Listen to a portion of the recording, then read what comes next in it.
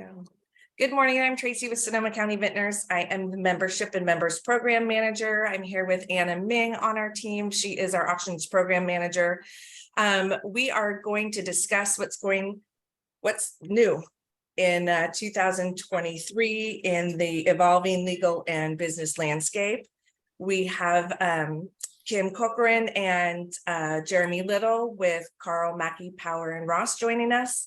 I'm going to hand it over to Kim, and she's going to start us off today. Thank you for joining us. Good morning, everybody. It's hard to predict what's going to happen in 2023, but we're pretty comfortable there'll be a new winery events ordinance. I want to talk about that. I also want to talk about the fact that the new winery wastewater general order is raising its ugly head, and it'll be more of an issue next year than it was here. So let me share my screen, which always causes me a little bit of stress. Here we go. So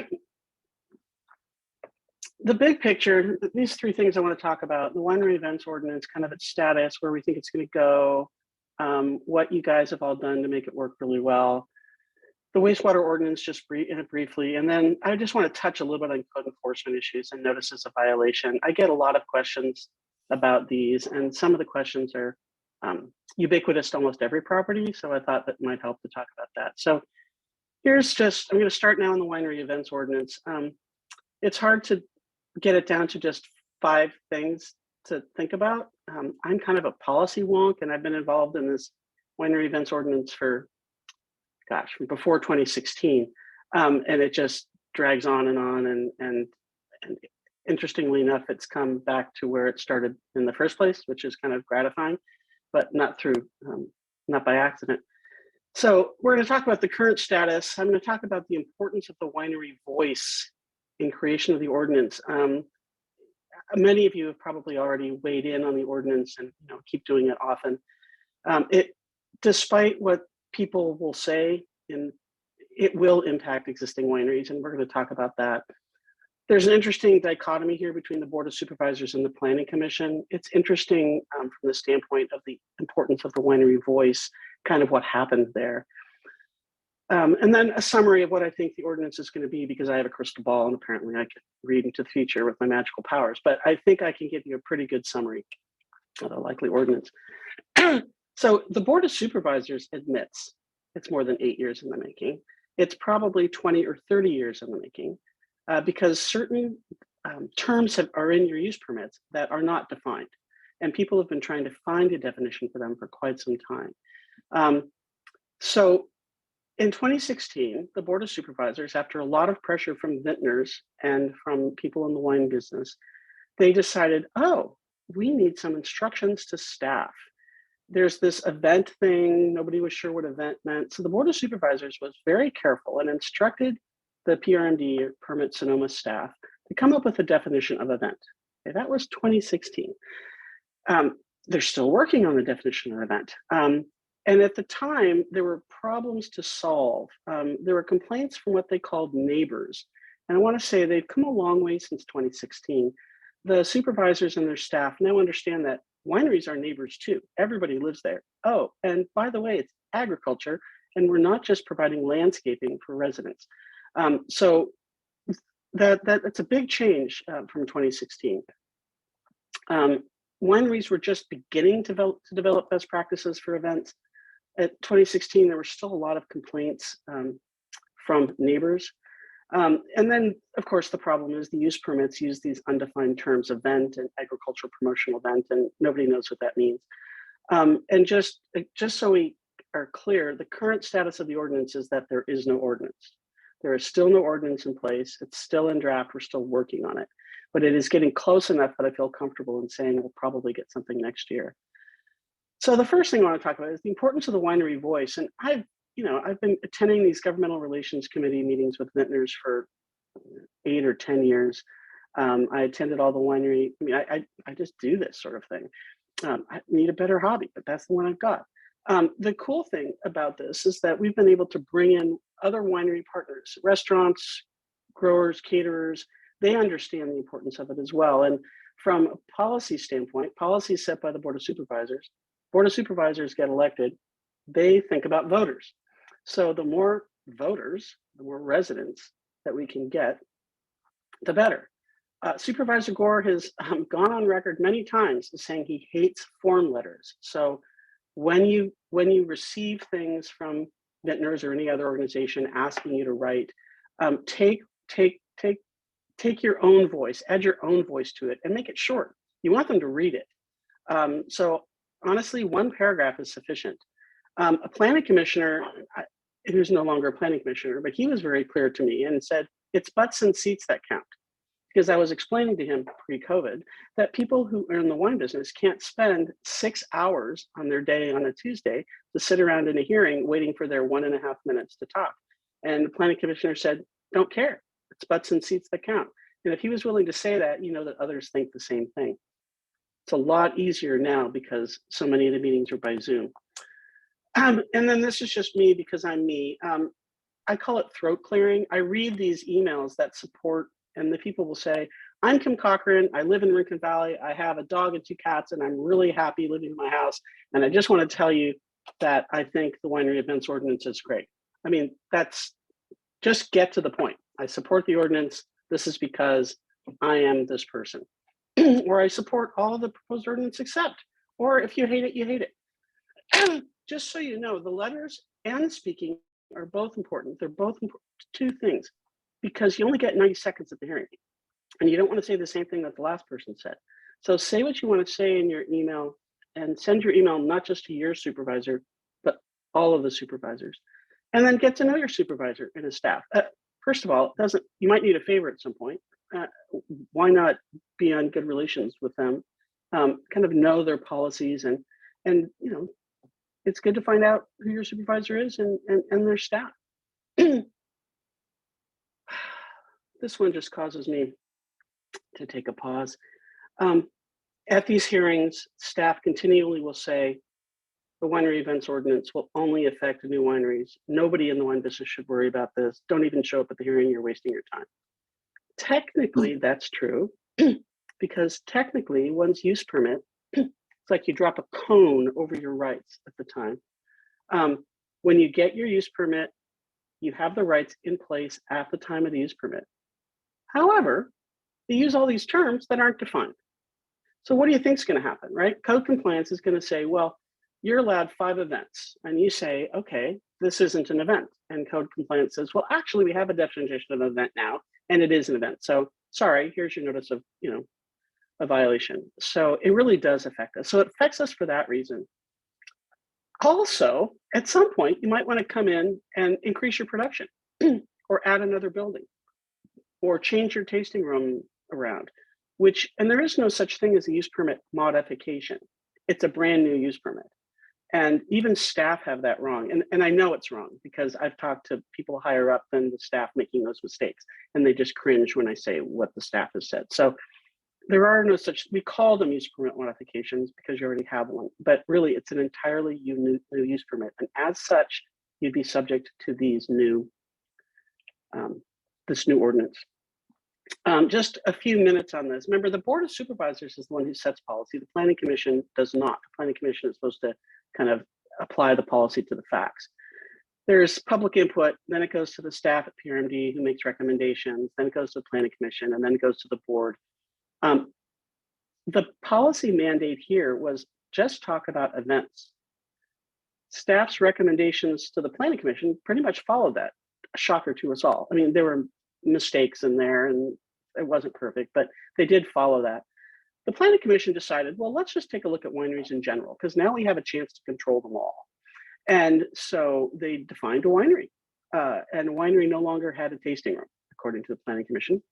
The Planning Commission decided no matter how big or how small you are, a certain number of people made it an event. And by the way, an event was defined as something that was commercial. Forgetting, of course, that we're actually in the business of selling wine. And if you don't sell wine, then you don't have a winery and then you're not supplying landscaping for the neighbors or whatever it is. So at some point, it was just horrible. And what had happened was the residential groups had spent a lot of time working with the Planning Commission, and we had focused on the Board of Supervisors.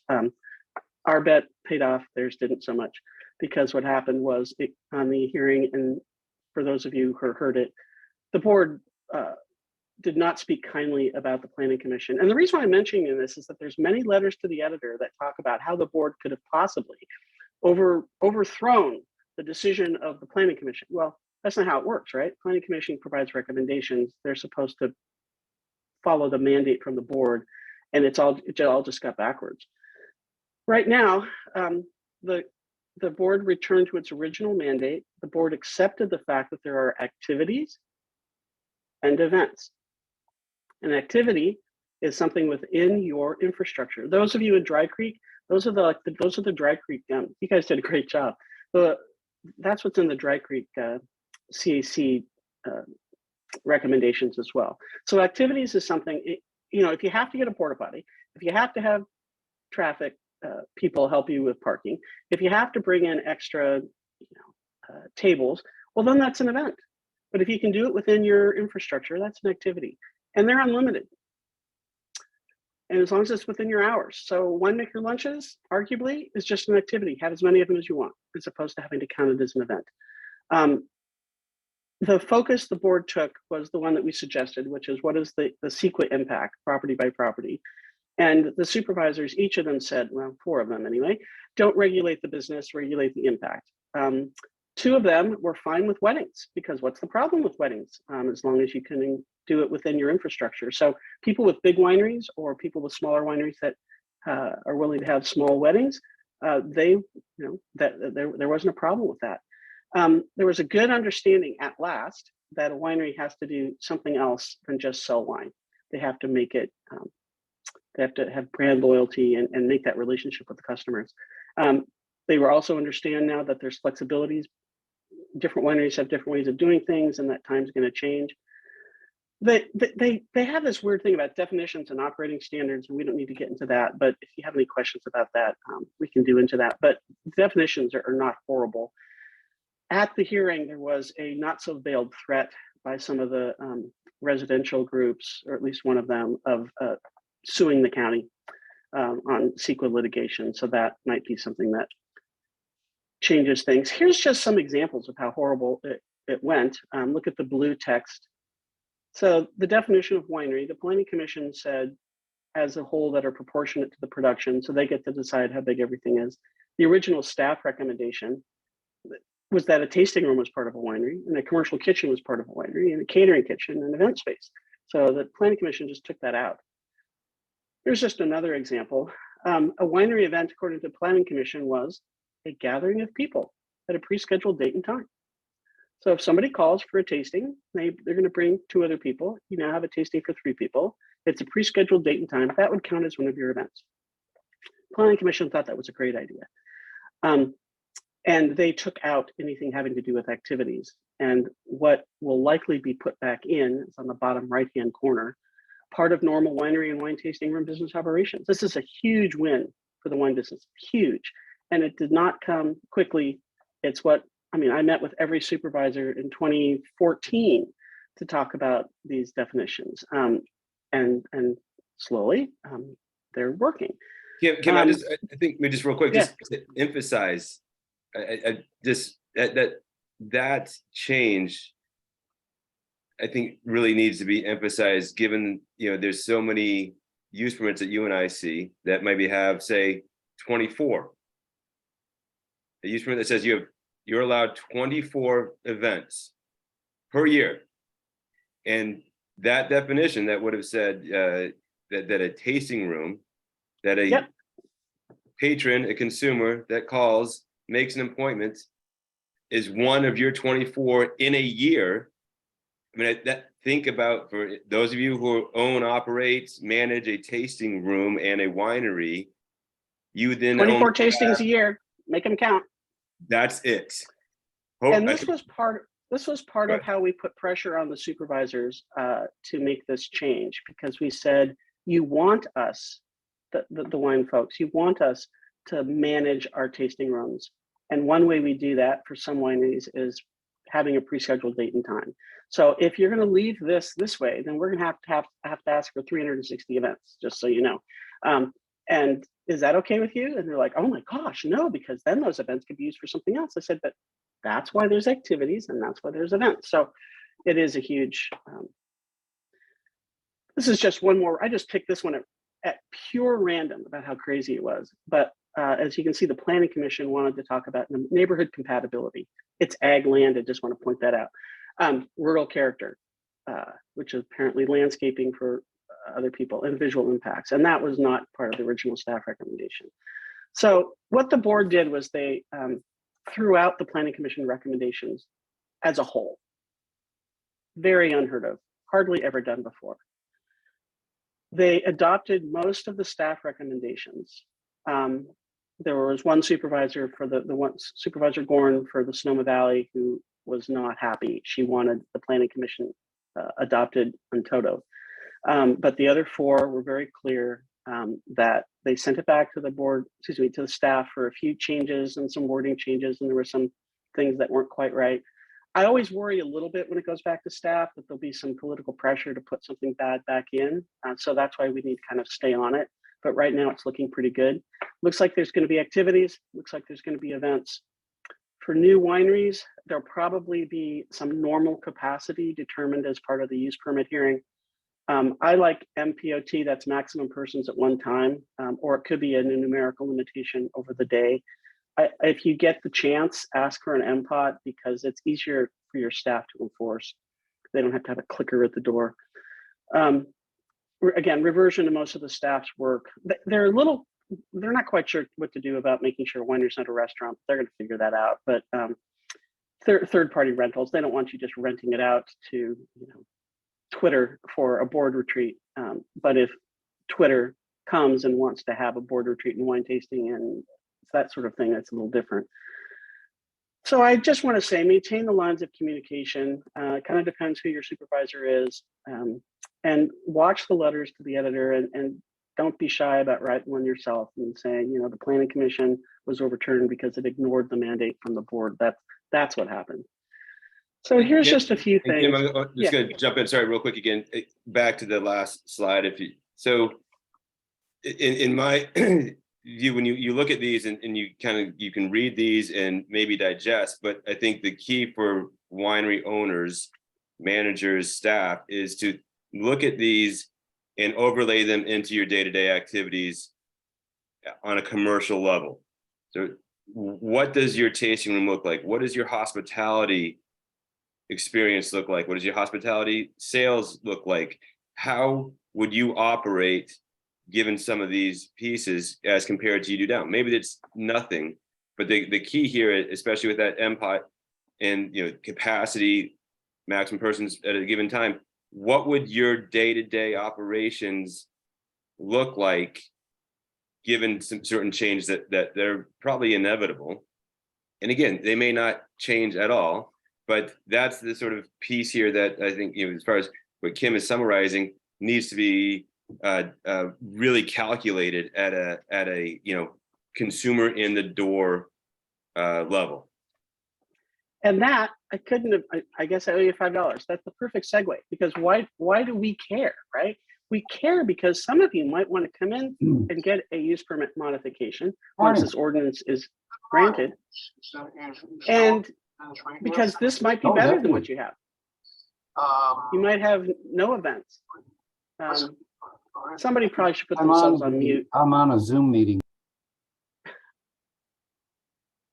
So that's why I'm talking about it. First of all, it's important just because it's important, and it's important because it'll affect the interpretation of things already in the use permit. But you might find that this is actually better.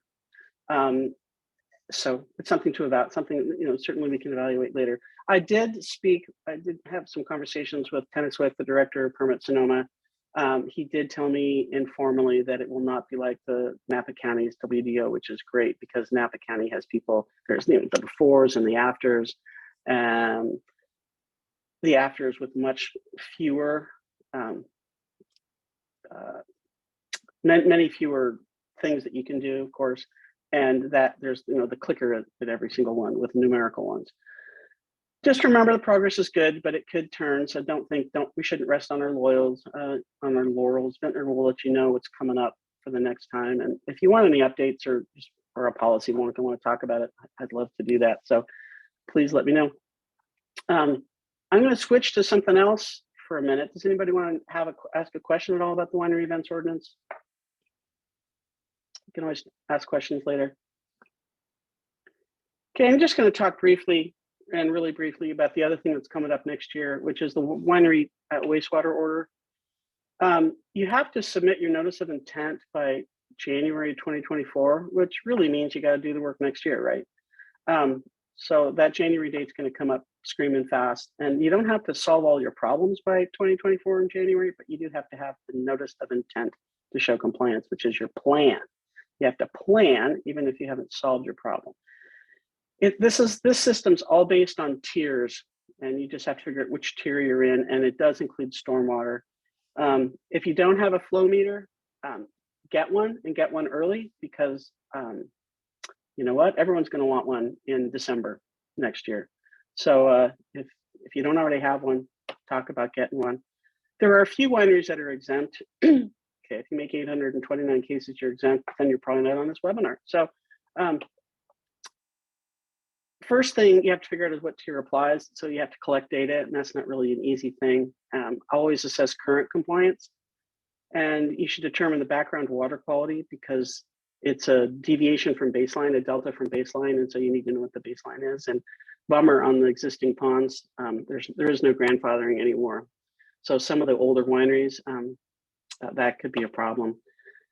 This is like way too much information, but at some point you need to figure out what your tier is, and the tier 3 and 4, 25,000 cases one puts you in tier 3. So there's three parts to it. It's ponds, land application, and subsurface disposal. A lot of people just put things on ponds. It's not based on the size of pond, it's the tier level again.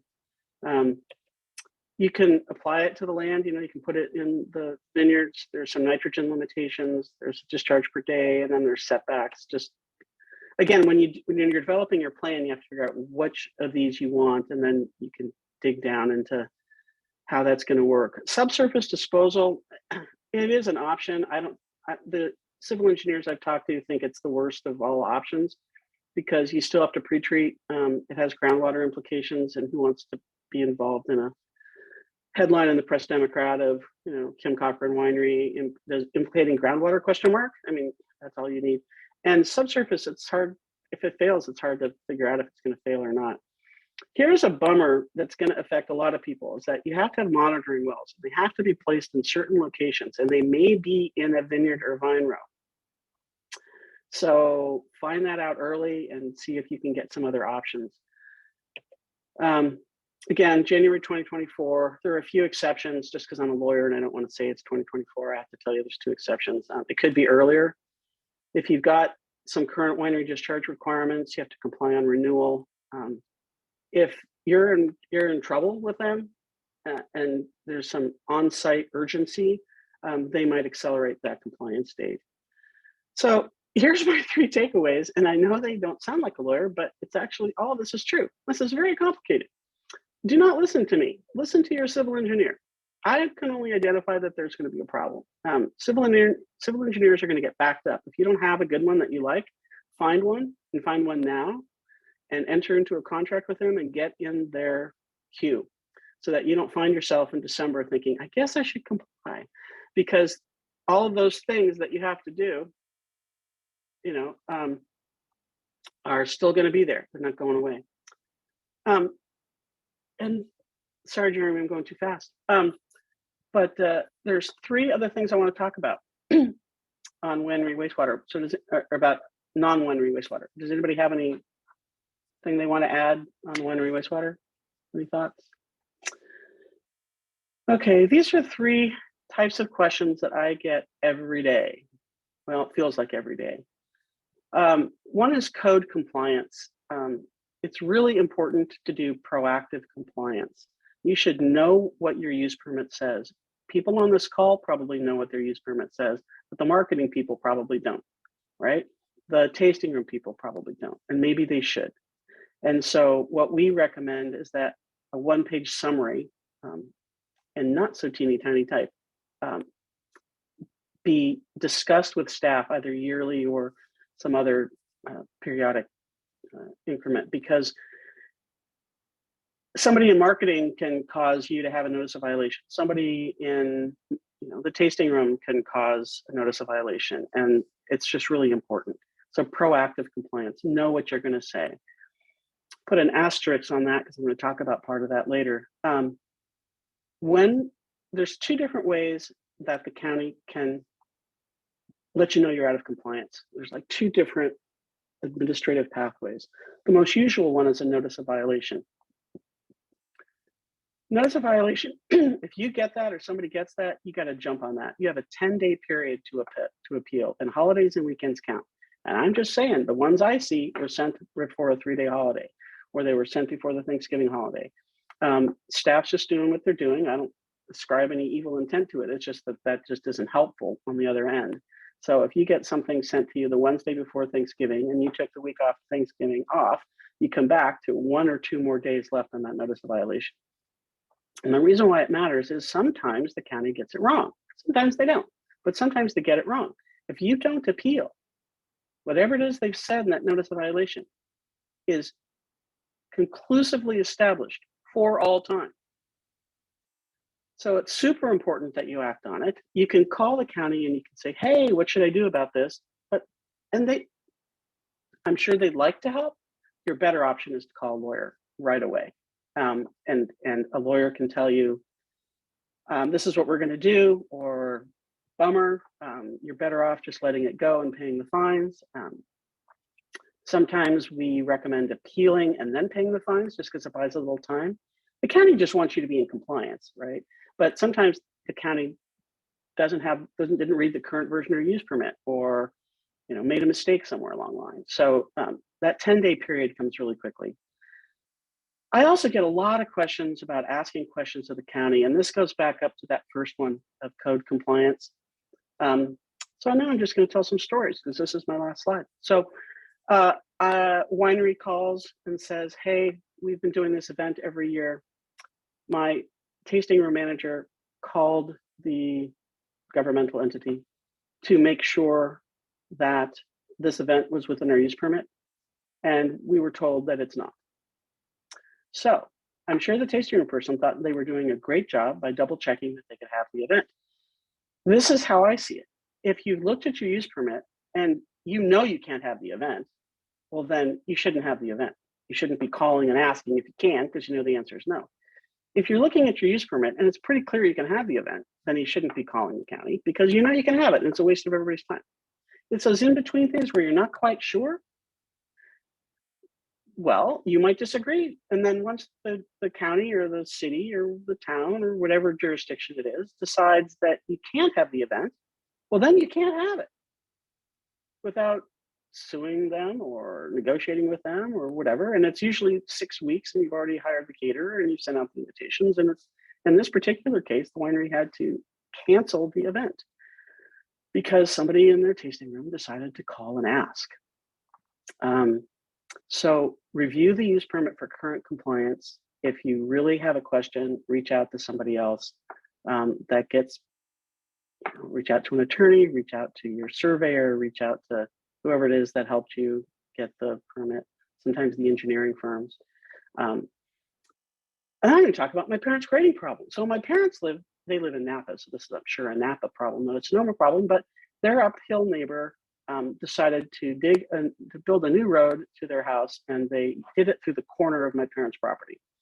And so my parents were pretty upset, and they dug, of course, the road. They graded the road in the winter, and then there was all this erosion, and they were really mad about that. So they called the county to say that my neighbors built a road across my property and are causing this erosion, and we're really mad. So what happened? Of course, the county slapped a notice of violation on my parents because it was their property.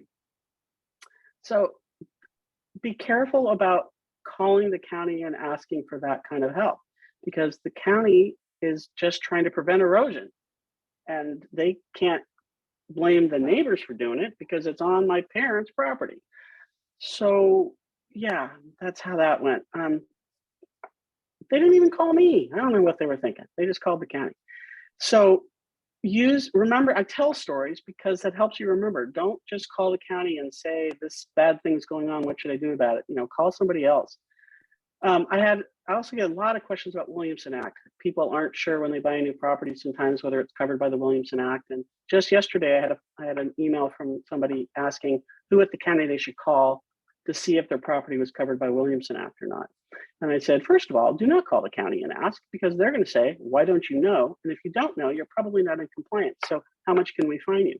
They're just doing their job, right? You just handed them a softball, like my parents calling about grading and erosion on their own property. So there's ways to find out these answers. The county is there to help, and they're very helpful, but if you're calling about something like this, the help might not be the kind of help that's helpful to you. So and just here's three. Him on the Williamson Act, again, quickest, easiest, if you're especially in the purchasing process, or you just recently purchased, call your title company. If you don't have your title report, get the title reports. Those documents are recorded and should be on title. So again, if that's an issue, right there, I see, well, there's at least 6 of us on this call that I know of that can assist.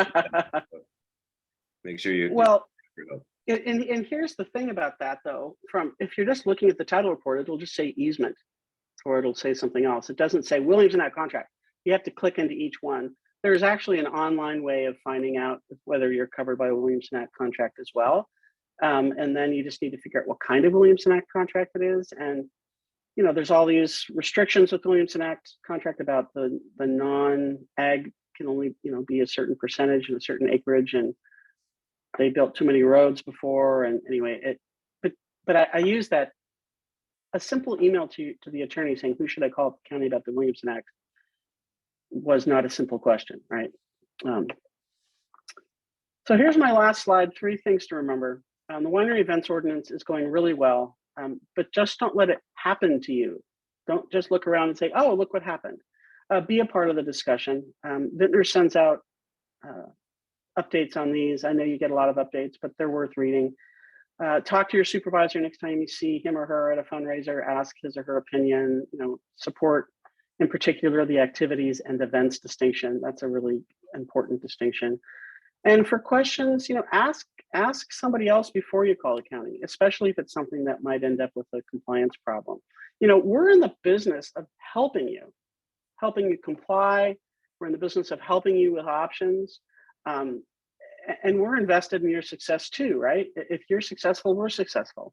So we have slightly different, parameters for how we address your problem than somebody in a governmental entity. And I'm using the county because that's where most of us are, but same thing applies to cities and towns and other jurisdictions around here. If you're calling them to tell them you're doing something wrong, what do you think they're going to do, right? But if you call one of us, we can provide you with options of how to get into compliance before we'd have to take it to the governmental entity. So there you go. Next year, winery events ordinance, consider whether or not it applies. Well, it will apply, but consider whether or not it might be worth doing a brief change so that you can fall under all of its rubric. The activities and events distinction will only apply to those new wineries that are have new use permits after the effective date. And winery wastewater, don't wait on that. Make friends with your civil engineer and give them those brownies and cupcakes. Jeremy's going to talk more on the other business side. If anybody has any questions, you can always give me a call or put them in the chat or wherever you want to do it. So I'm going to stop sharing my screen and turn it over. All right. Thank you, Kim. Appreciate that. And again, as Kim mentioned, add some questions in the chat if you'd like. I can zip through as much presentation or take time. Again, Jeremy Little, partner at CMPR. I've been working in this space here now for a good 15 plus years, and wanted to talk and discuss and kind of give a forecast as best as possible with a look back on mergers, acquisitions, the purchase and sale of vineyards and wineries, kind of where we've been, pandemic, post-pandemic, effects of increased interest rates, how that's going to impact and affect deals. I saw Mr. Janicelli might fall asleep during the interest rate discussion, might tap him for some extra insight there. And Nick, I think Mark, also maybe on the appraisal side, valuation of properties and wineries, and what inflation is doing on that valuation side. And being the holiday time, I left my ugly sweater in the closet. I was hoping maybe one or two people would wear it today, because I think the M&A world, sort of where we are business-wise, is a bit ugly right now. But with each ugly sweater, this beauty of it is in the eye of the beholder. There is still positives out there. And of course, I want to finish on a few of those as I wrap up my little portion. So generally speaking, mergers, acquisitions in the vineyard winery space, they're sort of lumped, the buyers are lumped into really just a couple pockets. First easy one is the generational transfer, the succession of generation 1 to generation 2, generation 3, keeping it within the family. The next sort of group, really those investment firms, and you've heard of different private equity, venture capital, firms that come in, that they may have investments in all over the country, and to diversify their portfolio, they're gonna purchase a vineyard, they're gonna purchase vineyards, they're gonna purchase wineries. Subset of that, I guess, a little bit would be sort of the large alcoholic beverage companies. I think here recent LVMH purchase of Phelps. Constellation is always involved, Diageo is involved, those types of companies. They're categorize them different from sort of just large private equity firms. Foreign buyers are also kind of sort of subset here.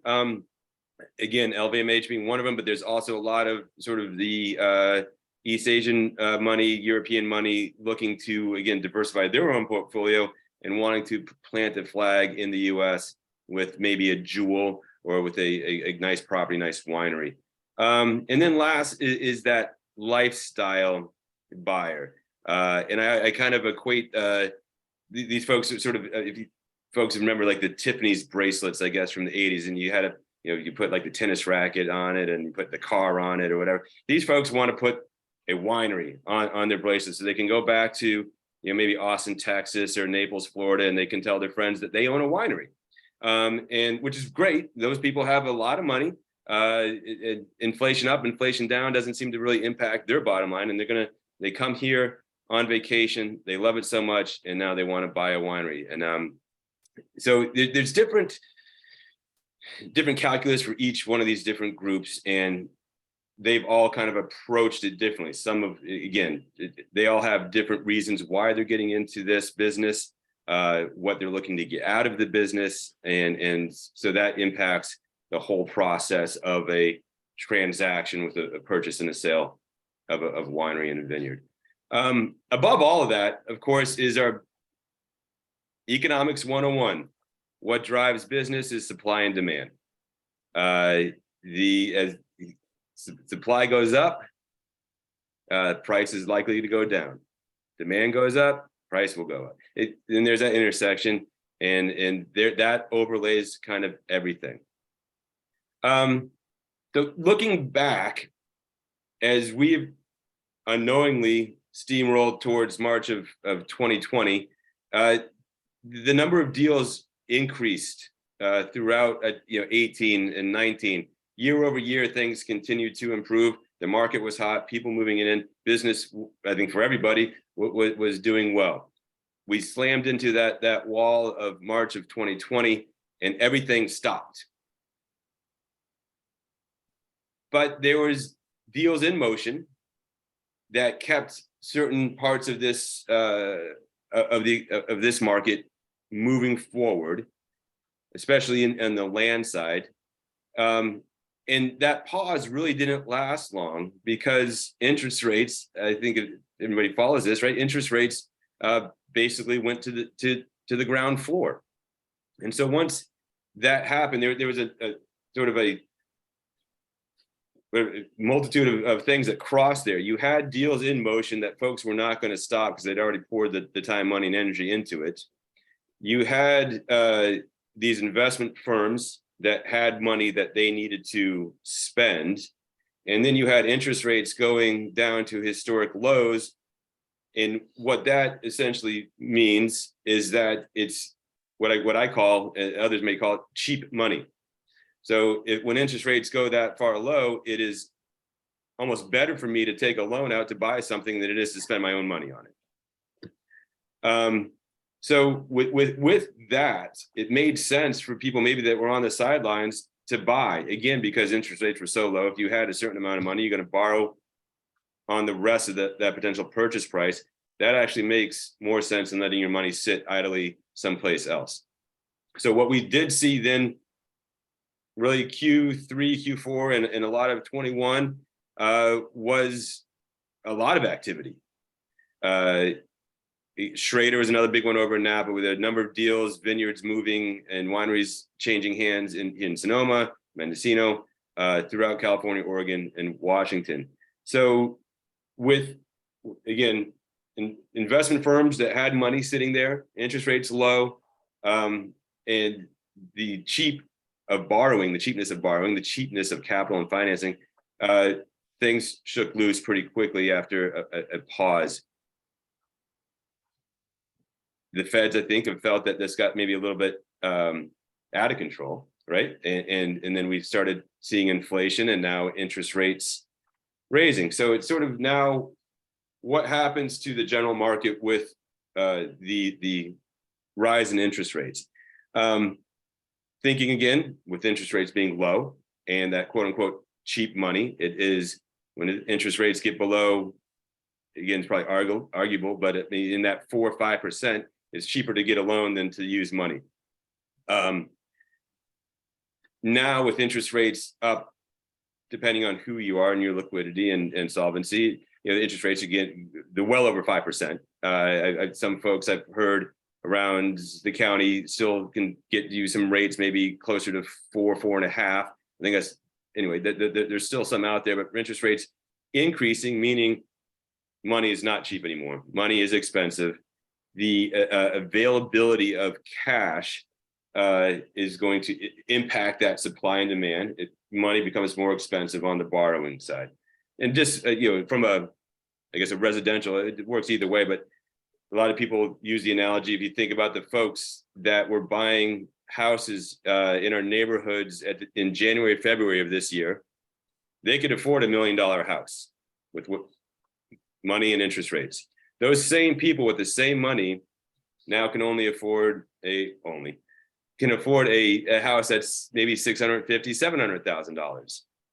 So back in January, February, March, they were able to purchase $1 million home. And now with interest rates the way they are, it's about $300,000, $350,000 less. That type of economic change, of course, affects what people are going to do on the M&A side of wineries and vineyards. So with those investment bankers taking that segment of buyers that I mentioned, the investment bankers, the foreign buyers, the larger AlcBev companies, the Constellations, et cetera, they're looking to turn something around and get a return on that investment. So those folks are very rarely they're going to look to buy something and sit on that until they, you know, for 100 years or even 50. A lot of those folks are looking to buy, improve, and likely sell within 5, 7, 10 years. So they are looking at a return on that investment. Whatever they've purchased your vineyard or winery for, they want to be able to show their shareholders, their stockholders, their members that in a certain number of years, they're going to benefit from that investment. With inflation and interest rates increasing, that makes it more difficult. You kind of overlay that, going again back to the cost of borrowing and financing being one aspect, that gets now thrown on top of what all of you have struggled with probably within the last few years anyway, which is supply chain issues, fires, parts of that pandemic affecting your sales channels, whether your DTC market is continued, and just across the board staffing. So you had just our normal business issues that are now being sort of overlaid with this increased interest rates. So how does that affect the transaction? And what I'm seeing and others that I've talked to are seeing is that one of the first things that starts to crop up in these kind of economic situations is you'll see buyers coming forward with what we call a financing contingency. So whether it's the LOI, the letter of intent stage, or maybe it's already been discussed and gets into the purchase agreement, a buyer is going to say, yes, I'm going to buy your winery, your lands, but I get to back out of this deal if I can't get a loan. So you'll see At a set rate, right, Jeremy? Usually at a set right, rate. you can be if you're the buyer, you're just going to say, if I don't like my loan conditions, I get to back out of this deal.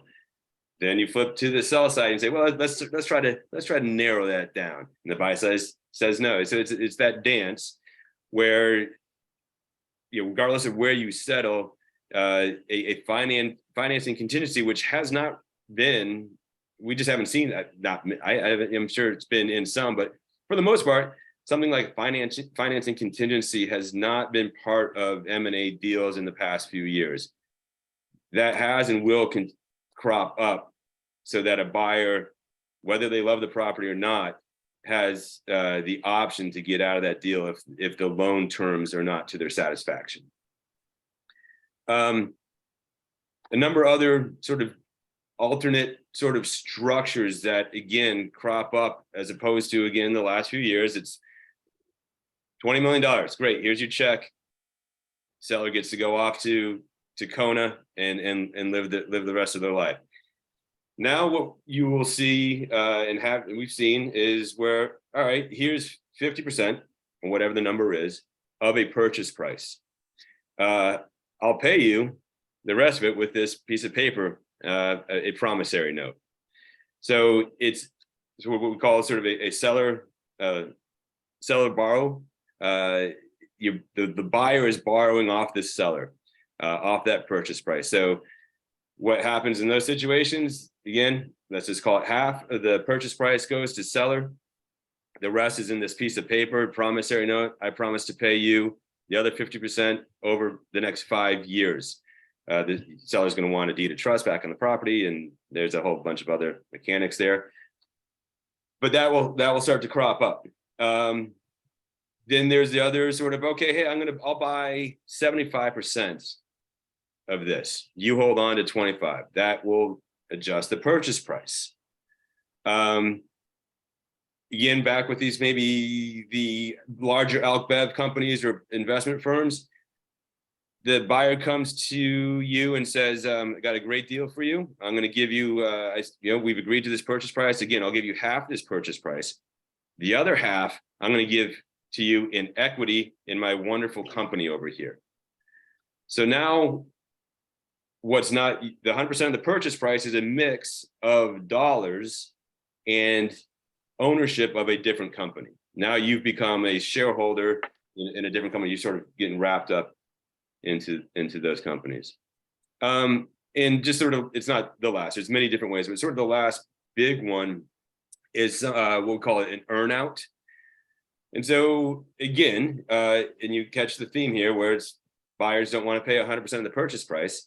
With an earnout, the buyer will come in again and you get agreed upon price. I'll give you again half. So there you go. We close, you get half of the purchase price in money in your bank. The other half is going to be structured again in this earnout. And earnouts a lot of times are based on different economic metrics. For example, hitting sales goals over the next couple of years, decreasing the margin, decreasing COGS, cost of goods. When these milestones, these thresholds are achieved by the buyer owning your winery or vineyard, then you, the seller, receive the remainder of that purchase price. Can you, Hey, Jeremy? Yeah. So in addition to land use, I'm also a litigator. As a litigator, I love those because those there's always a way to find some reason why if I represent the seller or I represent the buyer that they should have paid or that they don't have to pay. So before you go into those, think carefully. It always seems great in the delightful glow of purchase and selling, but those have to be really tight with examples and exemplars and integration clauses, and those have to be written really well. Sorry, Yep, Jeremy. well, I owe you $5 back because that was the segue where I was, those earnouts again. Yep, they sound wonderful, but I'm not sure if I've seen one that's gone smoothly. They are contentious. You don't want to, again, most sellers, you're selling for a reason. I want out. But now you are intimately tied to the success of the business that you no longer own. And that creates problems. And there's other little pieces here as far as earnouts. You know, let's think of the wineries in our area where there's a you know, the great owner. We all recognize the name, the face, the personality. That person can become the quote unquote ambassador for that brand. So maybe as a buyer, purchase price decrease, but I'm going to hire you, Mr. Miss owner, seller, to stick around for a year or two and be my ambassador. I want everybody on your mailing club and your list to know that you haven't gone anywhere. That's going to help me, the buyer, hopefully have a smooth transition as we take over. Other little bits and pieces here. You may see longer exclusivity periods. Buyers may want to sort of bottle up your winery and your vineyard for a chunk of time. These are a lot of times in other seller friendly markets, it's going to be maybe 30 days. You might see sort of 60, 90 or longer. Likewise, a longer due diligence period for buyers to investigate property. And that usually affects, again, a purchase price adjustment. And then the other piece is sort of, which again gets messy, is where you get a buyer that comes in, looks at your margins, looks at COGS, and says, well, why do you have this agreement here? Why do you have that agreement here? And then the buyer starts to try to meddle with your business and maybe amend, change, or fully terminate maybe a distribution agreement you have someplace else, or maybe that bottling, the agreement you have with a certain supplier. So those start to get also a little messy, a little contentious. But again, trying to end on something positive. Quality is still king. So whether it's location, whether it's your grapes, your vineyard, if land is part of this deal, water, that is huge. And then the other things that have always been very important, your wine club, your DTC versus retail three channel split. How well is that DTC market versus on site? Again, and as we talked about COGS and the margin of success. There's always lifestyle buyers, economy up, economy down. There is still people out there with millions and millions and millions of dollars who love our area and want to be here and want to show their friends that they have a winery. And there's still those those private equity venture capital firms that have a ton of money that they are mandated to use. So there are still pieces out there. So while I hope that this is similar to the first part of 2020, where there's a little bit of a pause, and I'm hopeful that things again shake loose a bit as we go through 2023. So there's my ugly sweater for everybody on the M&A market. Nick, Mark, I don't know if you guys have seen valuations skewed a bit here recently, and Steve on the financing side. If anybody wants to chime in on that, call me out on what I'm saying. I'd love some thoughts from you guys. I'm just gonna pause for a minute and let you know we only do have a couple minutes. We have to end sharply at 11 due to our Zoom constraints. So if there's any other comments, I'm happy to hear them in the next couple minutes. You got I'll it, just Nick. add to what Jeremy said about the timing. I was involved in a potential purchase by a nonprofit of some land, and they wanted a 2-year let me think about it period. And the price was good, and the seller was tempted. So it is crazy times. Yeah, I think it might be a little too soon to see any like significant impact in the market because of interest rates going up. Like Jeremy pointed out, there are still plenty of buyers out there with deep pockets to make some of the deals that we have seen over the last 6 months follow through. But at some point, you know, buyers are going to get savvy enough to, yeah, even though I have cash, let's put some pressure on the seller to drive that price down and make a deal happen at a lower price. So I'm sure we'll see some of that come to fruition in the second half. But, you know, and as appraisers and everyone who's kind of just paying attention to the market, we're always looking in the rearview mirror at this. You know, it's still, we're 6 months into this period where these interest rates started climbing. So it's still yet to see how this will impact the market. But we know it's already having an impact on housing. It's going to have an impact on commercial properties. I think we're in a special sector of the market where that's a little less sensitive to interest rates. So we'll probably still see some deals getting done. We have a finite market in Napa and Sonoma with very little potential to grow. If a trophy property comes on the market, there's going to be a line of buyers out there, and there's plenty of those in Sonoma and Napa. Thanks, Nick. Well, that All right, sounds like thanks, good everybody. news. Yeah, I want to thank everybody for joining us today, and Kim and Jeremy, just a wealth of information for us to move forward. I'm hoping for good things to happen in 2023 for all of us. So thank you. Indeed. Thanks, everybody. Appreciate Thanks, it. guys. Thank you.